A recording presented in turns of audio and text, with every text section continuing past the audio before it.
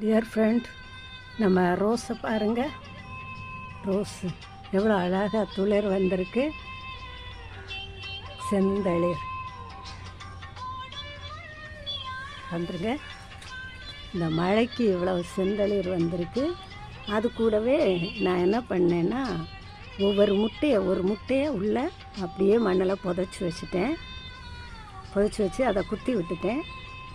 அது பாருங்கள் எவ்வளோ அழகாக துளிர் வந்து எப்படி இருக்குது பாருங்கள். இந்த ரோஸுக்கெல்லாம் ஒரு முட்டையை உள்ளே அப்படியே புதைச்சி வச்சிடணும். அது ரொம்ப அழகாக துளிர் விட்டு அந்த சத்தை எடுத்து வரும். பாருங்கள் இவ்வளோ அழகாக வந்துச்சு. அப்படி செய்தீங்கன்னா சீக்கிரம் துளிர் எடுக்கும். நல்லா உங்கள் செடி நல்லா செழிப்பாக வளர்ந்து வரும். பாருங்கள் எப்படி எவ்வளோ துளிர், ஃபுல்லாக செடி ஃபுல்லாகவே துளிராக இருக்குது.